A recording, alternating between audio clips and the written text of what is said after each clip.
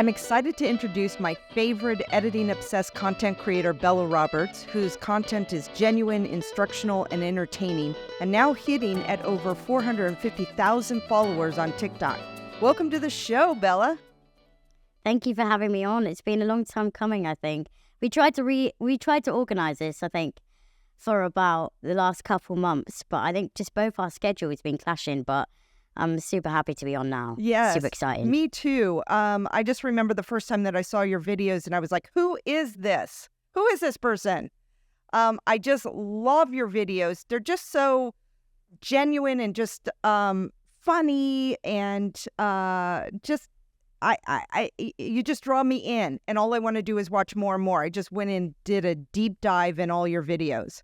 I appreciate that. Yeah. That's really nice. I mean, it's really hard from my perspective to be like, oh my God, like my videos. So it's really nice to hear from someone else, their perspective on my videos, because when I post them, it's just kind of like, oh, I'm going to throw it into the world and see what happens.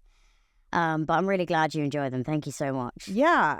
It's funny. I always think like kind of the behind the scenes of somebody creating their videos. They're alone in a room. They're plugging in those cameras and then they're just going. And it's and to make it look like we're right there with you is just so amazing. And so I know that you started editing at 13. I heard that you got on YouTube first. Yeah. And is that how you kind of learned how to be an editor, is making your own content? Yeah, no, definitely. Making my own content played a big role in my editing skills now. So I did YouTube from the age of 13 up until, I would say, about 5 years I did it for. And I remember my teachers used to bring up my videos during school, and I'd get quite embarrassed. I'd be like, oh no, like they found my YouTube. And all my friends would be like, oh, like, you know, here's another one, you know. And now they're like, oh my God, you're doing really well. And I'm like, yeah, I had to get through that cringy stage first. I was doing YouTube for about 5 years. And then I decided I wanted something new after doing YouTube. So I did YouTube, and then I stopped for about a year. And then I started short form. And I didn't really have any plan with it. I just knew that I enjoyed making videos. And I was so used to my YouTube videos with no one ever watching my videos. So I thought it'd be the same with my short form content. I'd be like, no one's going to watch this, you know. And then, proved kind of wrong, to be honest, because now I'm here, I guess. Right. Yeah. And then how did it evolve over time? Going from a day being a mom. I saw that one. That was so funny. Oh, my gosh. So well done. To now doing short form. I mean, like, how do you, one, come up with your ideas, and then how do you, what's your process? Yeah, so my ideas are sort of it's usually just plucked out of thin air. I scroll a lot, you know, at bedtime, which is kind of bad for your brain. I don't recommend. But and then I get a lot of inspiration from watching stuff on my For You page. But when I started, I didn't really know anything about short form content. Reels and all of that were only really just being kind of introduced. And so it was a whole new world of content that I was just really excited. And in regards to my ideas process, it's honestly just whatever I'm feeling inspired by, or like I have an urge to like tell people about.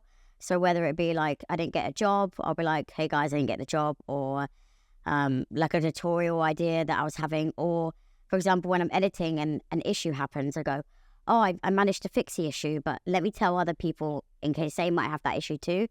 So when I have that, I just write in my notes on my phone, and I just write like a short summary of what the idea is going to be.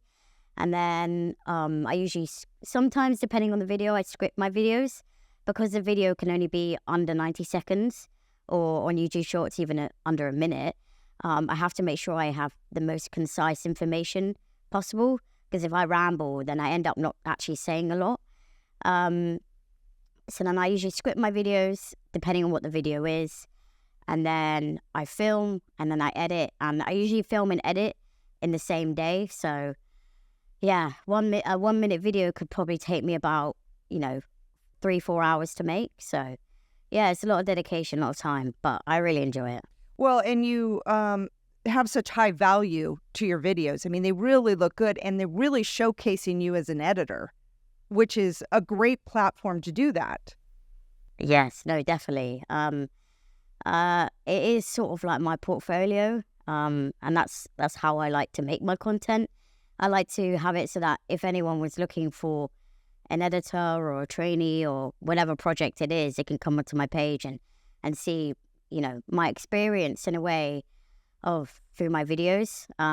Because I think if you can edit, short form content in a concise and informative way in under a minute, then you can pretty much edit anything. And, I say that within reason, but I think short form content has its own unique way of editing, which I really, really enjoy. And for me, my page is a way of, showcasing my way into the industry, but it's also some ways my portfolio. So I can get hired in future. Definitely. Yeah.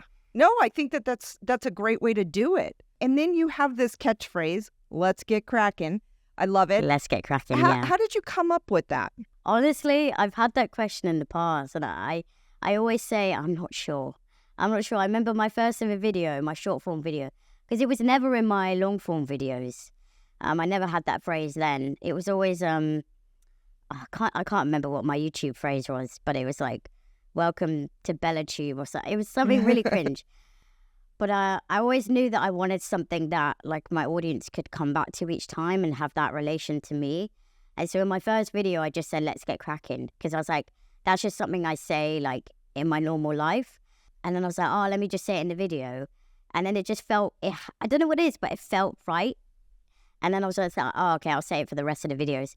And now like I actually get DMs if I don't say, let's get cracking in my videos. Like it's so serious now. But I love it. It was not something that I thought of or thought too hard about. It was just something that happened naturally. And I think that's why people like it so much. Yeah, it's very unique.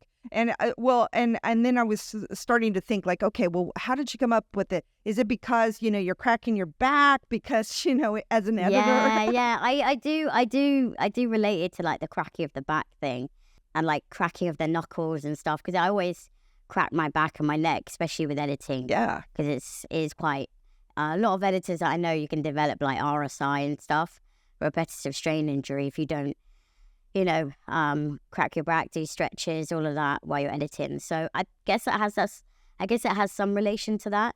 Honestly, I think it's just, let's get cracking. I think it's just something that just came out of thin air, really. Yeah. And then you were a runner and you were doing daily videos on that. What were your thought processes? Did you just say, okay, I'm just going to kind of film throughout the day and then I'm going to see what I can put together?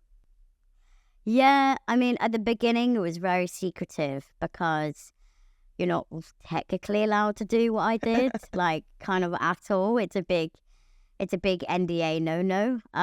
So I was like, but in my mind, I was like, I really want to show what being a runner is like because otherwise no one knows. Like it's sort of like this secret thing that no one understands. And I knew that if I was careful not to show any clients, show anything confidential, I didn't see why it wouldn't be an issue, or I wouldn't see why it would be an issue. Sorry. Right. And I just was like, oh, let me film with my camera, and I just had my phone with me, and I would hide it behind like pots and plants and like stuff. So if my manager came in, like it would just look like my phone was propped up against a plant.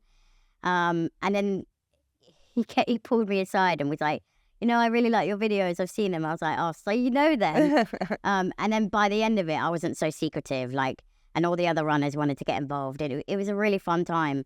But yeah, for me, it was just kind of I wanted to show an insight into the industry because a lot of people, when they come out of uni, like think that there's just suddenly going to be editors and be directors and that's going to be their career.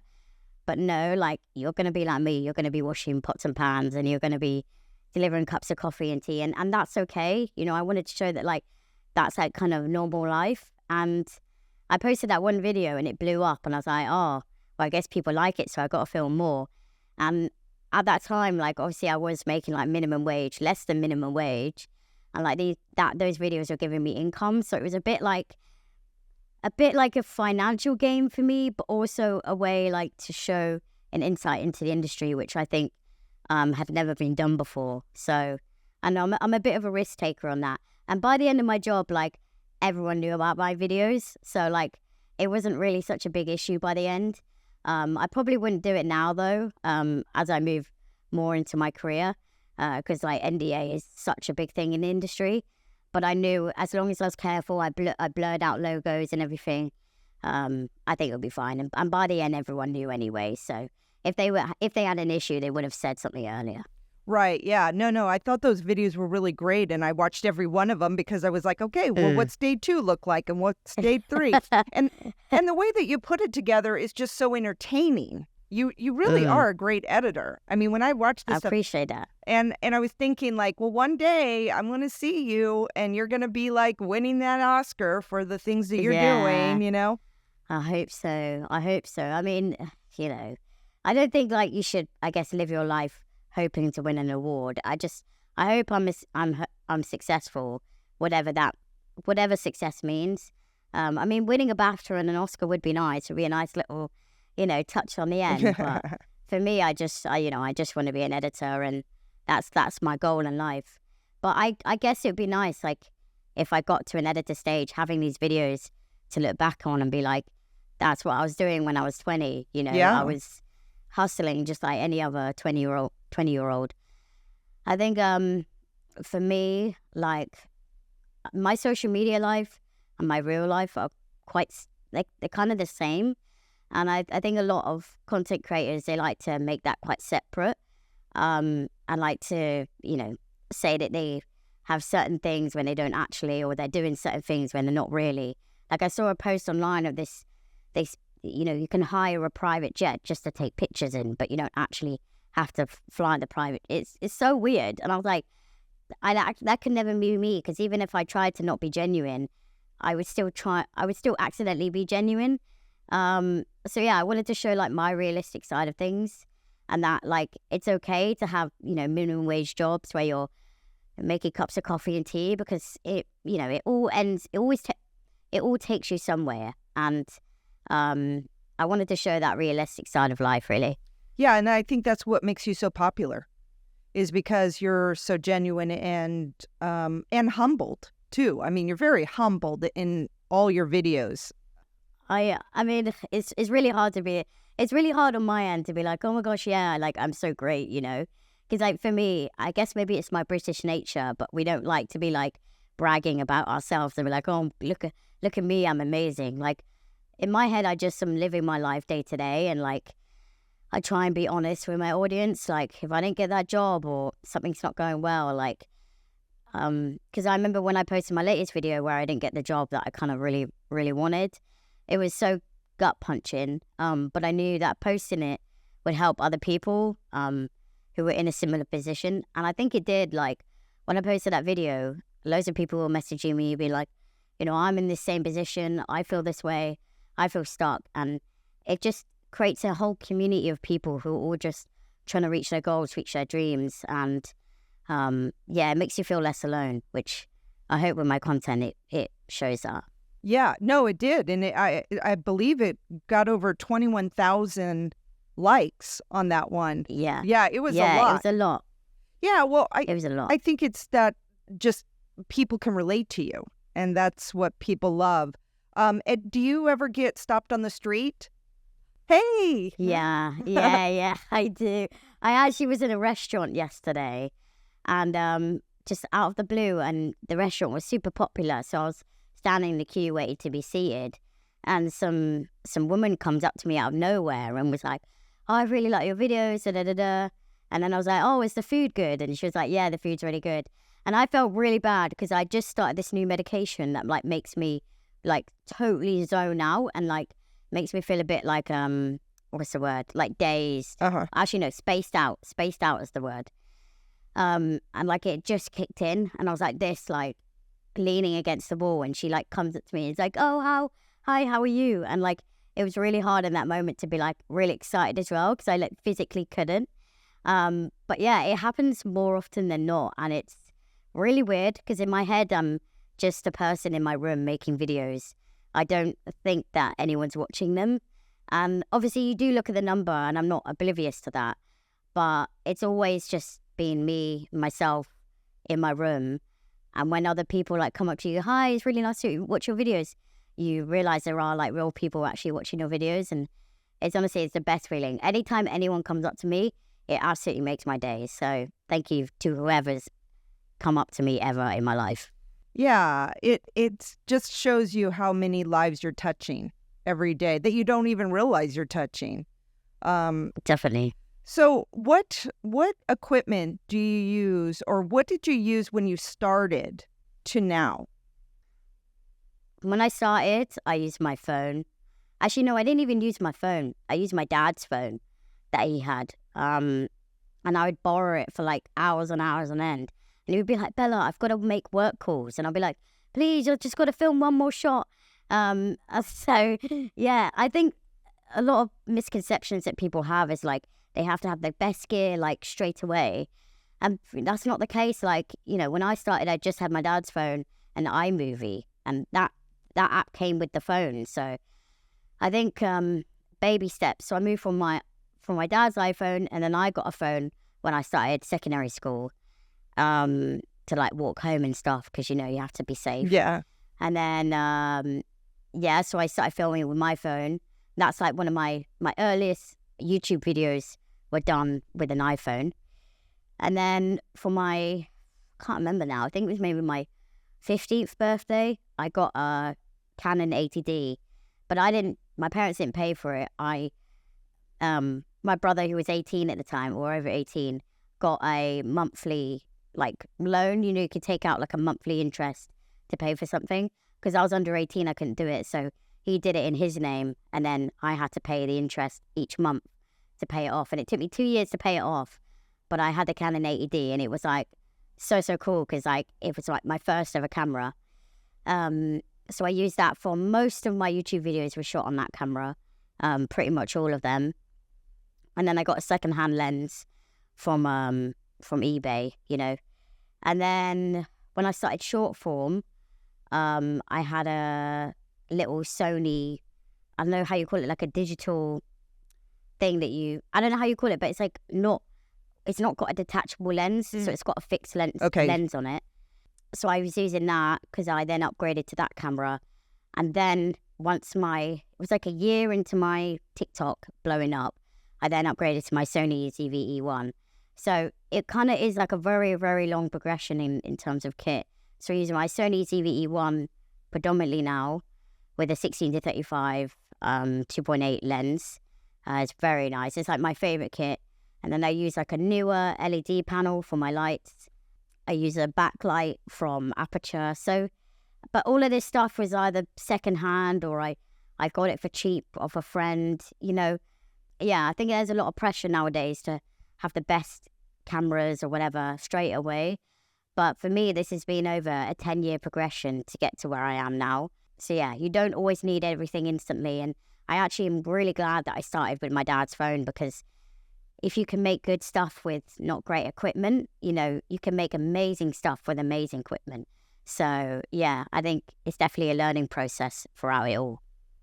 Right. And also, as you're learning, I mean, you can have the best equipment in the world. If you don't know how to use it, it's not gonna, so that's my big thing. It's like, you can have the best equipment in the world. And that's why I preach so much. It's like, when you're investing for the first time in camera equipment, buy good lights and not a good camera, because good cameras are really nice, but they are really expensive. But if you don't have the lights to back it up, your good camera will look terrible.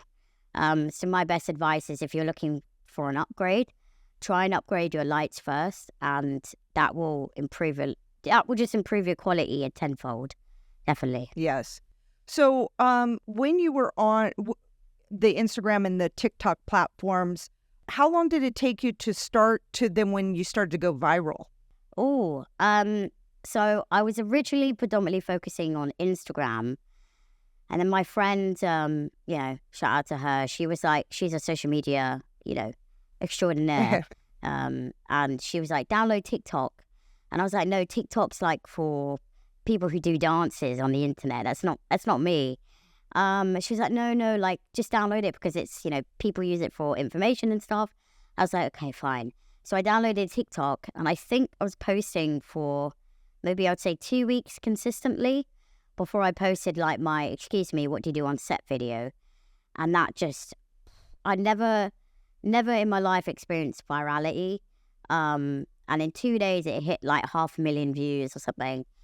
And it's weird. You get this really weird dopamine effect where like hundreds and hundreds of comments and hundreds of likes, and you almost get addicted to it. It sounds bad, but you get addicted to it, and then you crave more of that. And so you keep making videos until you get your next viral video. So I think that's where social media does get you. The numbers do play with your head a little bit. But you know, I've been doing it for a while now, where it's less so now, but definitely at the beginning, when I had that first virality, I was like, whoa, is this what it feels like to, you know, be a creator online? Because that was always my dream when I made YouTube. Like, I would look at my, you know, favorite YouTube creators and wish that was me. And then suddenly it was my reality. And I was like, wow, this is what it feels like. But, you know, now so I'm less numbers focused. Yeah, I would say 2 weeks is the first time I ever hit like virality, but that was on TikTok. Instagram is much harder to grow on. Yeah, TikTok has a much wider reach, so I blew up there first. Yeah, definitely. And I bet that must have been weird to see, like, you know, you having from 0 followers to having like 450,000 followers. So as your videos went viral, then your followers probably jumped too as well. Oh yeah, like I remember when my viral video came out, I was, I think, on like 56 followers. I can't say the exact number, but it was like very, very low, and it was mostly just my friends and family. And then when that video went viral, it went to like 1,000 followers, and I was like, what? I was literally losing my mind. I was calling my family members, I was calling my friends. And my friends were contacting me saying that they saw the video. So yeah, the followers definitely grow much faster on TikTok compared to Instagram, because I posted that same video on Instagram and it did well, but nowhere near how well it did on TikTok. Yeah. And then have you gotten opportunities being on social media? Definitely. I would definitely have. Mostly the opportunities come from just being able to reach out to people that I probably wouldn't have been able to, because having a social media sort of gives you a bit more credibility. So when I'm like, oh, hey, like this, you know, if it's a first assistant editor that I really want to chat to, I'd be like, oh, hey, like this is me, this is my Instagram, like check me out. And because they're able to see your videos first, they can kind of get to know you before then having the meeting. So I'd say definitely, yeah, it's given me a lot of opportunities, and I'm so grateful for it. Definitely. Now, can you monetize on Instagram and TikTok, or is it only through somebody offering you a job? Yeah. Instagram, I haven't really figured out how to monetize on Instagram yet. Yeah. But it's not really my main priority anyway. But TikTok, you have the creator fund. So if you post a video that's over a minute long, then you can earn like, I guess it's like AdSense for like how many views you get. The money isn't amazing. Like it isn't like £1 per view. It's like, 20p a view or something. I don't know what the exact exchange rate is. I'll have to look it up. But yeah, I get money from AdSense. That's only if you post a minute and above on TikTok. But most of my money now just comes from sponsorships. So yeah, I'm really lucky about that. Yeah. And then sponsorships, how does that work? So a brand will reach out to my management company, and then they'll negotiate a deal, and then they'll send you a product, or they'll tell you about their company, and you make a video around their product or company, and then they pay you, because it's basically like advertising. You're doing their advertising for them. And because they're contacting you, they've usually done their target research on knowing that your audience will like that certain product. So like, I usually promote like tech products or stuff to do with cameras or editing products, and it does well because that's what my audience is. That's what I like to buy anyway. Right. And so like, if I like to buy it, then I'm sure my audience would as well. But I'm very clear, like if it's branded content, or there's very strict rules on if you get paid for a video, you have to include that it's an ad and it's branded content. So that way you're not like pushing an ad to someone without their knowledge. because that's wrong. Right. But yeah, definitely sponsorship. Say brands reach out to you, they send you a product or they tell you about their company and you promote it on your page in a style that works for you. Yeah, that's basically how it works. Okay. Yeah, because it's always interesting with, when you're doing content to see what opportunities you can get. And sometimes it feels like it's in the abyss. You don't know what's really going on or how the algorithm definitely works and stuff. Yeah, I mean, everyone goes on about the algorithm. I've stopped thinking about the algorithm because if I think about it, it just stresses me out too much. Yeah. I think what a lot of people don't care to consider when they think about the algorithm is based on us. It's based on humans, although it's, I guess, it feels like some AI robotic thing. But an algorithm is literally just, if you watch a video, for example, and you find it interesting, and you watch for over 10 seconds, then the algorithm goes, oh, that's a really good video, let's push it out more. So when people make a video and their video doesn't do well, and they go, oh, like the algorithm's cheating me, it's not really the case. And like, this might offend a lot of people, and I apologize in advance, but maybe it just wasn't a good video, and maybe that's why people don't want to watch it. The algorithm isn't like a robotic like thing, like choosing if your video is better than someone else's because of the way you look or the things you're talking about. It's actually just based on human interactions. Like, does someone watch it over like 10 seconds? If they do, then let's push out the video more.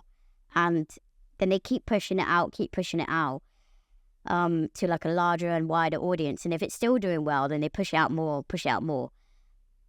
I think, yeah, a lot of people get in their head about algorithms and, posting 3 times a day, that will make you successful and da-da-da-da. For me, I just post whatever I like. If I think it's a good video. If it doesn't do well, it doesn't do well, But I've stopped stressing about the algorithm a long time ago because it really messes with your head, to be honest. A lot of the times when I make a video and I think, oh, it's going to do well, it doesn't do well. And then when I post a video that I think, oh, no one's going to watch this, it suddenly blows up. So, you shouldn't get too much in your head about algorithms and all of that because you just never know with social media. And just make content that you care about and you like, because if you don't make content that you don't care about, how are you going to expect your audience to care about it too? That's so true. That's really good. So how did you come up with your formula for your videos? So you state what the video is, so it's just a one-liner, then you go, let's get cracking, and then you tell the why. Did you see that in other people's videos, or did you just go, this is the way I want to do mine? Honestly, no. Like, I'm probably the worst creator to talk to in terms of like strategies and stuff, because I just posted what I thought felt right. And for me, it just was like, oh, I'm going to talk about this video, and then I'll say, let's get cracking, and then I'll explain the video. And in my head, that just seemed like a perfect plan. It wasn't like I watched a ton of creators and I went, oh, how did they do it? And da-da-da-da. Like, honestly, it was just off the top of my head. And when I did that method and it was working, I was like, well, might as well continue it. And so, yeah, it was never like a set in stone thing, like have to do this, have to do that. Like, and then some videos I do it in different ways as well. So it just depends on the video. It just depends on how I'm feeling on the day. Yeah, I'm probably the worst creator when it comes to strategies and all of that, because I have nothing written down or like a set plan. I just go with the flow, and if it works, it works. If it doesn't, it doesn't work. Well, it seems like what you're doing does work. So what is just intuitive to you is like brilliant. So I appreciate that. Yeah. So I kind of want to talk about, you really want to be a scripted editor. And do you prefer television, film, either? It depends. For me, I want to work in high-end scripted film and TV. So high-end scripted film TV is like TV as in like, your Game of Thrones, your Breaking Bad, your like films that have like a certain amount of budget. So that's the kind of stuff I want to work on. And scripted as in films and TV shows that are produced with a script. Yeah. Yeah, that's kind of my aim, really, because Yeah, I just want to have my name in the credits on something. Yeah. And hopefully one day it will happen. So what's drawing you to do scripted? I know that you were saying, I watched you in another interview and you were talking about that you're not really wanting to be a content creator forever. You really would love to go more into the scripted. At what age did you go, God, I want to be doing television and films? Well, what age is like, I would say I was fully cemented in doing film and TV at around 17. Like, even though I was editing at 13, I didn't really have a set idea on what I wanted to do. I would say 17 is where, like, I really was like, yeah, film and TV is where I want to go. And in regards to, like, scripted, I guess it's just because I always made my own short films, like, outside of school, outside of uni. I was like, I really like, having a script and producing stuff with a script. I tried unscripted, and I really enjoyed it. I made documentaries when I was in uni and all of those things. And they were really fun, but they were a lot of effort and a lot of work. And I just didn't have that passion the same way I did for scripted. And I knew that if this is something that I want to be doing till I'm 100 years old, I have to really, really care about what I'm doing. And I cared a little bit more about scripted than I did with unscripted. But I'm not going to slate it because I really enjoyed unscripted, and it taught me a lot about documentaries and how to craft stuff, because a lot of documentaries are made in the edit. Like most of documentaries are made in the edit. So it taught me a lot about that. But for me, my heart definitely lay in scripted, because I enjoy telling stories in a fantasy kind of way, and making up stuff that maybe might not happen in real life, but just for fun. It's good entertainment. So is there a genre you would love to work in, like comedy, drama, sci-fi, or all? I definitely lean more towards comedy. I definitely lean more towards like true crime or like, thriller stuff. I like horror. I like making horror, but I don't necessarily like watching horror. I'm a bit of a scaredy cat when it comes to that. But yeah, definitely comedy, definitely true crime stuff. Definitely thriller. Like, I'm watching this show. I can't remember what it is today. It's a bit like Squid Games, but it's not quite Squid Games. It's like a new version of that South Korean TV show on Netflix. I'm really, really enjoying it. I'll have to get the name up. Wait, let me get the name up. Yeah, The 8 Show. It's on Netflix. I'm watching that today. So like that kind of like fantasy stuff. Like, yeah. I'm pretty open at the moment to anything, really. But those are the genres I kind of lean more towards. I've never really been a sci-fi kind of person. I tried to get into Star Wars. I did try. I really did. And my brother, he's a big fan of Star Wars. But I couldn't get it. I couldn't get all the characters and the fantasy stuff. I've never really been much into comic books either. So, yeah, definitely comedy, drama, true crime stuff. Things that you can take a human experience that could possibly happen in real life and then spin it on its head, or, take it to a whole nother world is kind of cool. And I like Game of Thrones, so I guess historical stuff as well. Oh, okay. It's quite cool. You posted a video about you're in the process of getting the job, right? How is that going? I know that you reached out to people and you asked them, hey, do you know anybody? Yeah. Which was great. How did it go? Yeah. Oh, I've been meaning to make a video, so this is an exclusive piece where I haven't announced it to anyone. But no, that video was sort of out of desperation. I'll be so for real. It was sort of like, at that point I felt so gutted. It was like someone taking a knife and like twisted it in my stomach, because I was like, my only opportunities I had at the time to like get a job, and I was so lucky to get those opportunities. And I felt like I wasn't going to get another opportunity. So I posted that video as sort of like I'm at like the end of my tether. I've got nowhere else to turn to. Can someone offer me work? And I don't regret posting that. But since that, I've had some meetings. I've had some interviews. I've got one on Tuesday. I've got another interview on Monday. So things are definitely looking up. And I've had one offer that is pretty hopeful. So, yeah, and it was all just from posting that video, just being like, hey, has anyone got work? Because I think if you don't ask, you don't get. That's all I need, just someone just to give me one chance. prove that I can do it. And yeah, I'm so thankful that a few people reached out and it's giving me the chance now. So I'm very hopeful that I'll have a job by, late June, July. So yeah, Oh, I'm super excited. I definitely think you're going to get a job for sure. It's Yeah. just the process, and that's the challenging part. And you are a go-getter. And I think it was brilliant that you did that. This is part Yeah. of building a community, is to reach out to your community when you need help and stuff. But you wouldn't have been able to reach out had you not built this community. You know what I mean? Definitely. So Definitely. I'm so, I'm so lucky. Like I know friends of mine who are struggling to get work as well, and they don't have a platform like I do that I can just freely reach out to people and be like, hey, can anyone offer me work? So I'm very, very lucky in that sense, and I'm so aware of that. But I know that I worked quite hard for it. This is like two years of my life making this page. And, I don't want to take advantage of it. I don't want to be like, guys, can someone offer me a job like every other day of the week? no. But at that point in time last week, I just felt like I was in like desperation at that point. Like I've exhausted all other efforts. And I was like, you know what? I might as well reach out to my community and see what happens. And my community embraced me into a hug and picked me back on my feet and showed me in the right direction. So I'm so appreciative of that, definitely. Yeah. Do you read all of your comments? Yes, I read every single comment. Oh.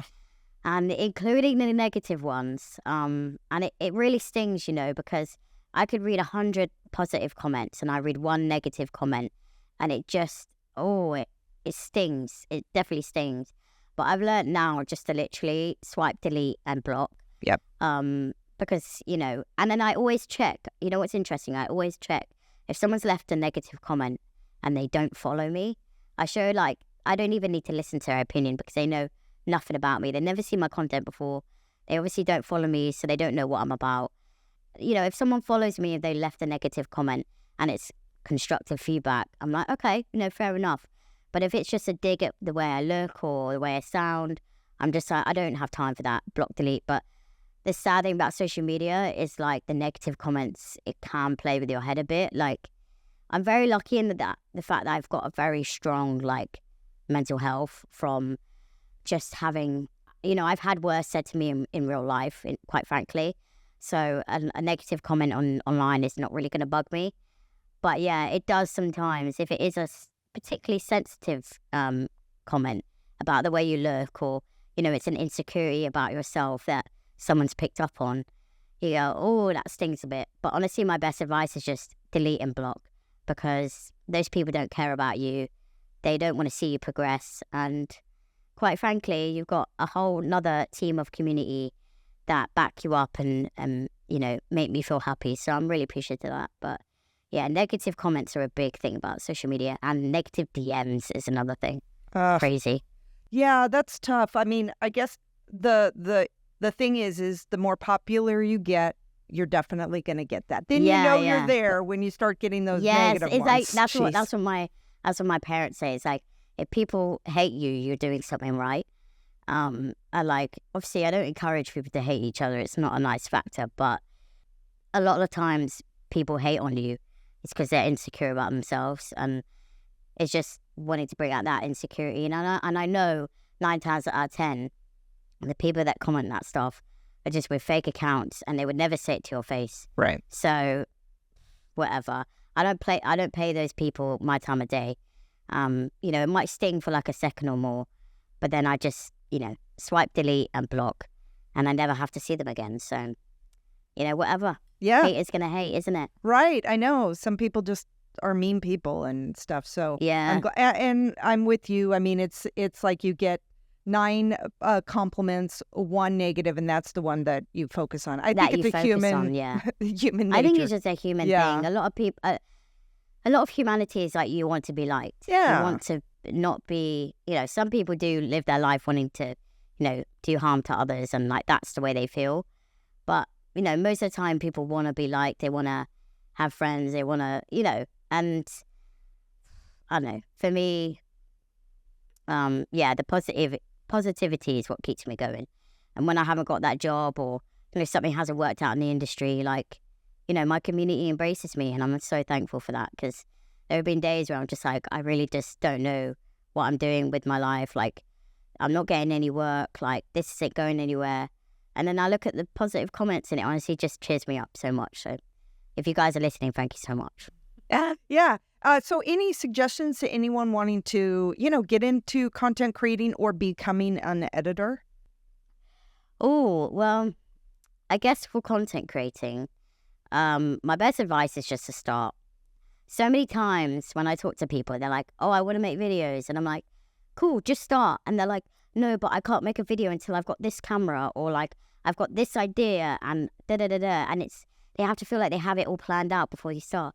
And then they never start. So my best advice is just start. Post one video. It doesn't matter what you have. Your phone, you can use CapCut. CapCut's a great editing app for free. Just post it. And your first 10 videos are going to be bad. Like my first videos, if you look at my short form videos, are terrible. Because I'd never done short form before. My head kept getting chopped off at the top. My text was too big for the screen, So don't stress about it. Post 10 videos, then you'll learn. And then you'll also learn like what is doing well, what's not doing well. And another big thing I will say is stick to your niche at the beginning. So niche down really helps, because especially on social media, some accounts are known for dancing videos, some accounts are known for cooking videos. Like, it's really hard to like do a wide array of videos unless you're at a certain point where you've already got a community.